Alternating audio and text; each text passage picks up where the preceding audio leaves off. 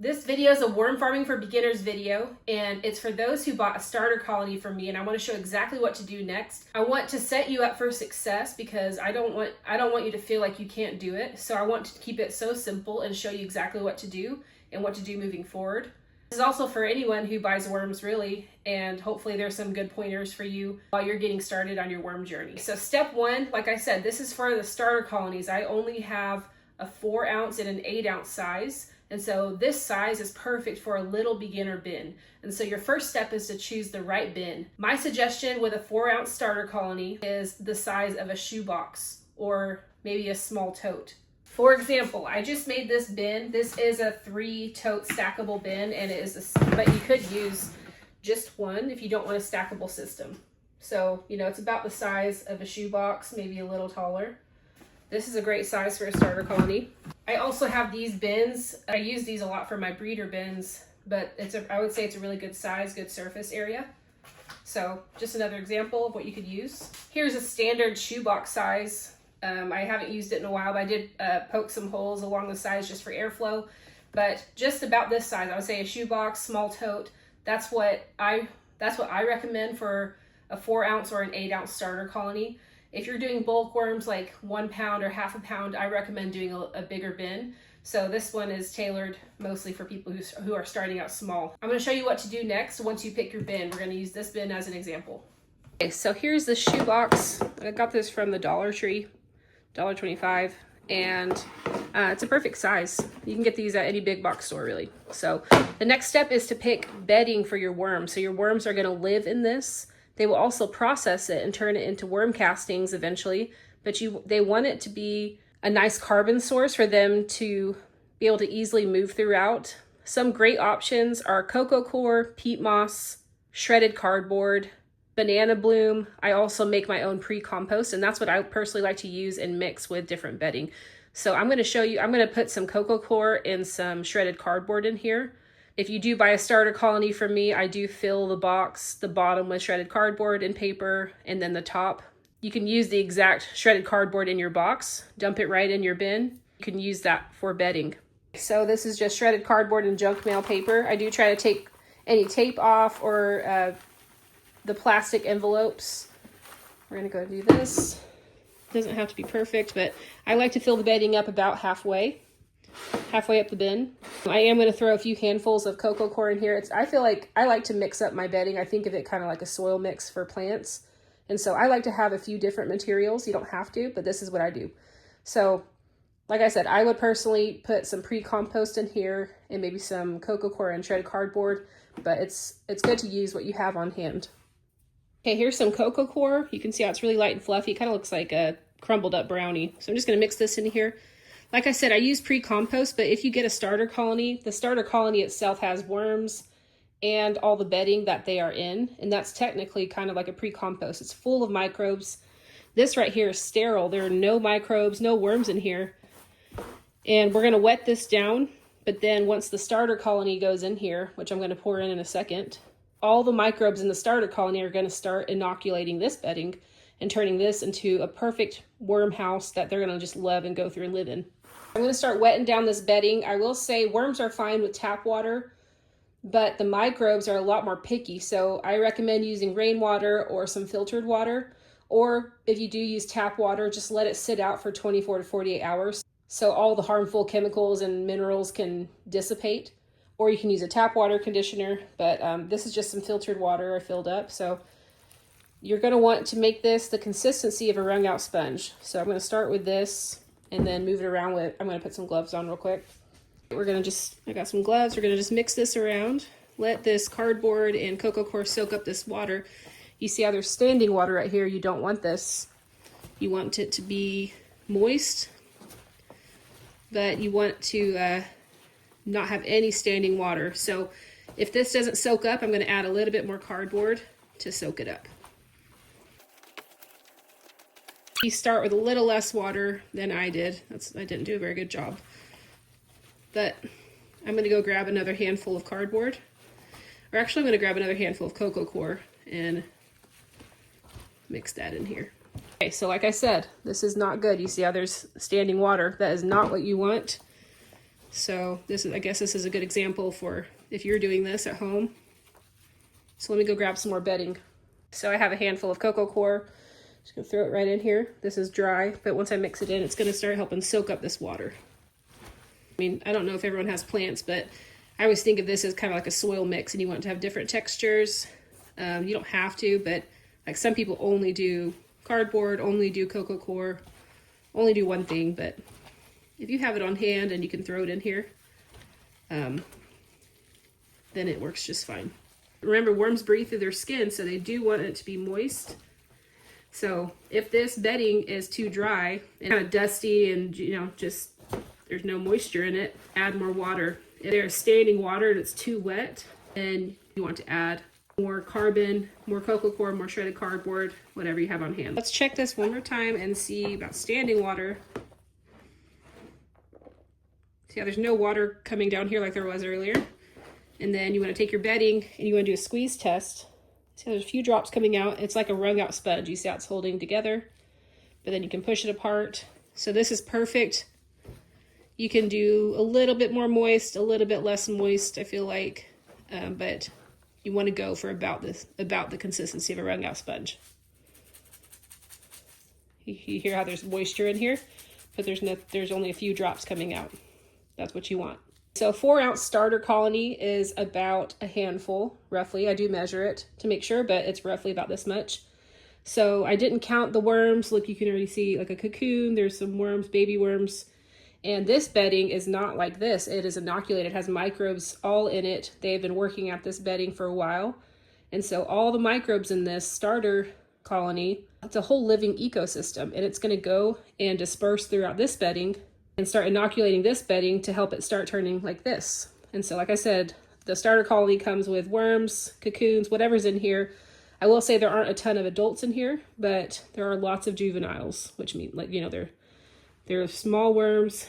They make castings just fine. They're going to grow up, but then they'll start breeding once they're adults. So you can see there are a bunch of worms in here. So you just dump it right in here. Here's an adult right here. You can see this band around here. It's not super prominent yet, so it's probably a new adult, but that's how you can tell it can start making cocoons. I just kind of spread it out a little bit. You don't have to, but I just do that, and then they don't like the light, so they're going to start burying themselves down. Here's an avocado skin that just came with that. I'll just dump that in there like this. So we'll give them a second to go down. Smaller adult worm. It's not as chunky as my breeder worms. I could put this in the breeder bins and it'll get more chunky, but this band right here, that's how you can tell it's an adult and it can make cocoons. Okay, so watch, he's gonna start going down. If they start crawling out the sides and trying to escape, you know something is wrong.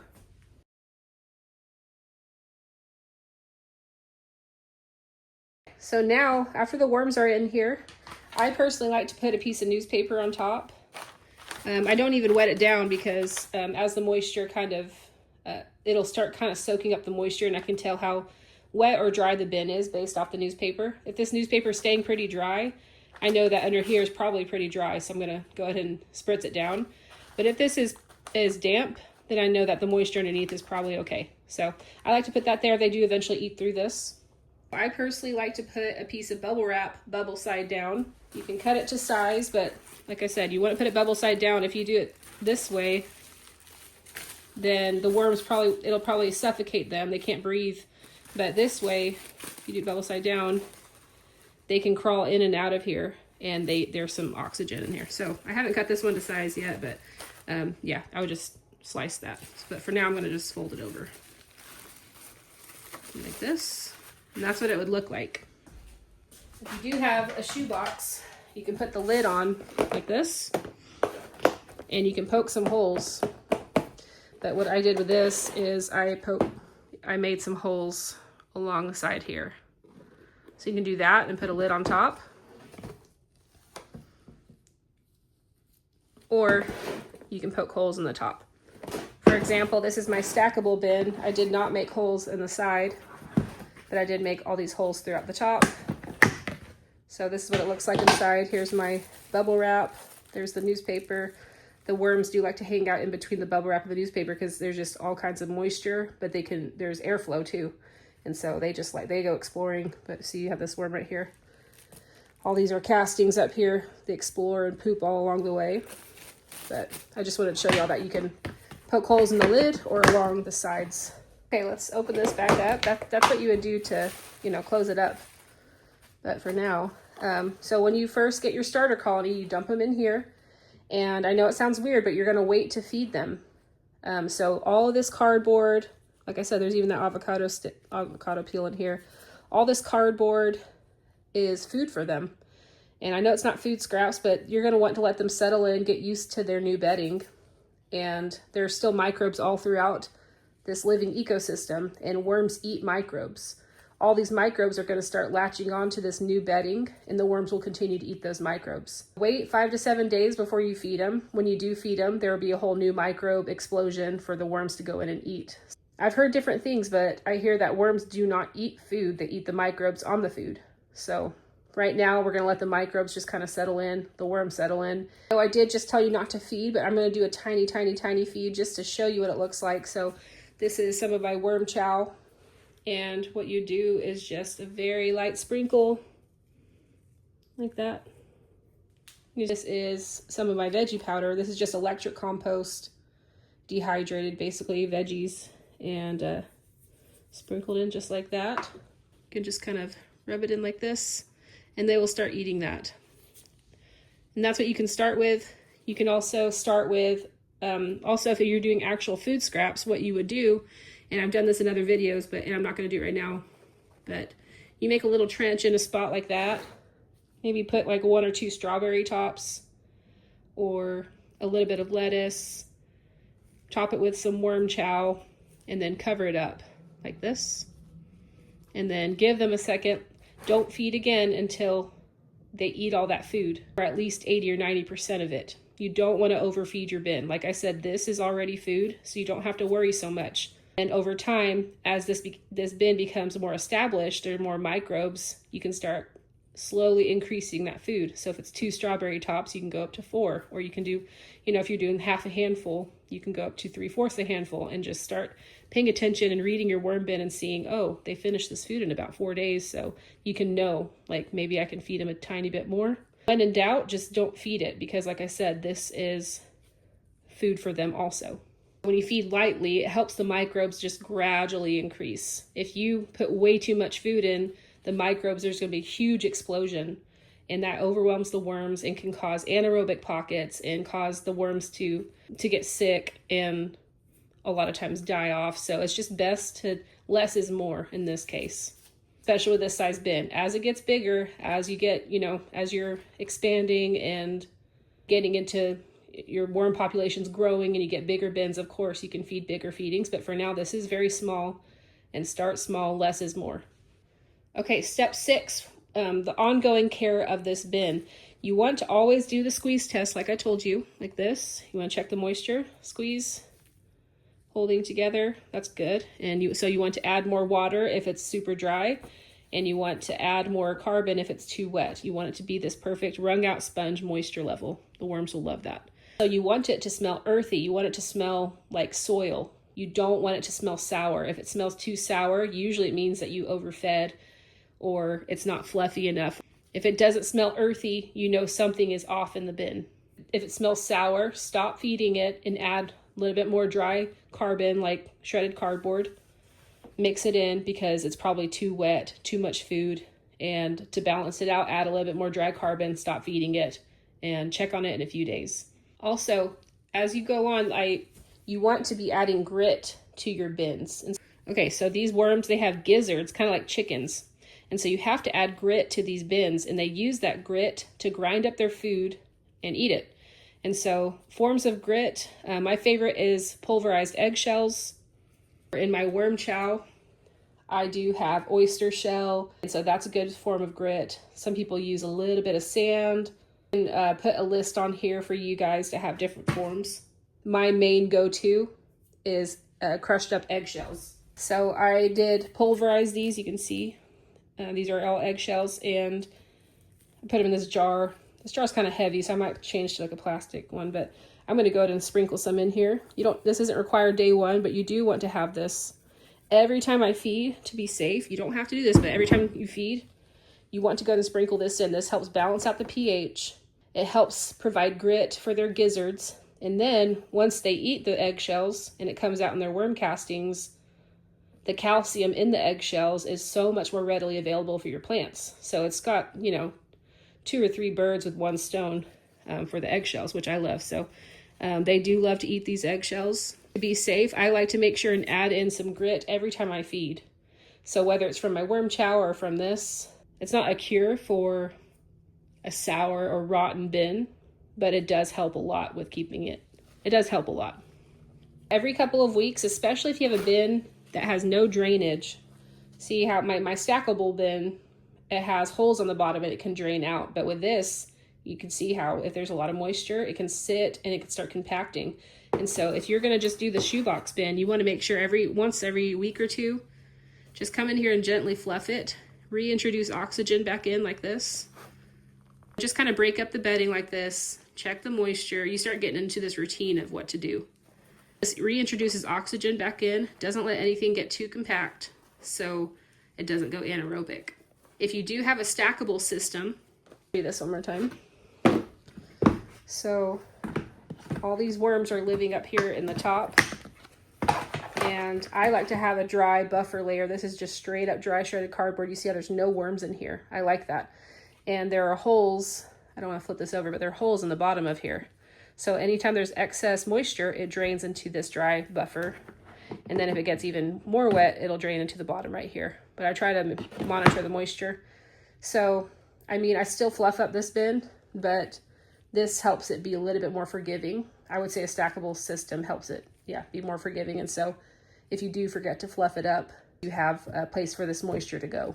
But this way, not a stackable system is very doable.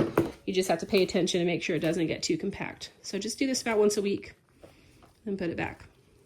So remember, this is a living ecosystem. It's very forgiving, but if you follow these steps, you're set up for success. That's my goal. Is I don't want you to just get them and then the worms die and then you feel like you can't do it. If you follow these steps, you will be successful. If there are other things that of course there are certain things that happen and you have a specific question, we can jump into that, but these are almost like just the very basics of what to do. So if you pick the right bin, if you pick a good bedding, make sure it's like a wrung out sponge, have the right amount of worms for this specific size bin. Don't overfeed your bin. If in doubt, just don't feed it. Wait a little bit because remember the bedding is also food. If you make sure and add eggshells or oyster shell or some kind of other grit to help balance out that pH and give them grit. If you pay attention and make sure it smells balanced, like it's earthy and not sour. I know that sounds like a lot, but it'll start becoming second nature when you go and check on your worm bin, kind of like if you have a pet and you can tell if it needs food or if it needs water. Once you figure out these basic steps, you'll be able to take care of them and you'll be able to start composting down your food so much faster. Take these worm castings and throw them in your garden or on your plants and they'll grow so much better. But this is a great way to get started if you've been thinking about it, and then you can even see if you want to keep doing it or if you'd rather just buy the castings and not deal with this. I would say this is doable for anybody. I just had someone say that they want to do this for a homeschool project for kids, and I think this is a genius way to introduce kids into composting and worm farming. I think that this is a great way to get started for kids or anybody of any age. Thanks for sticking around, and we will see you guys in the next one.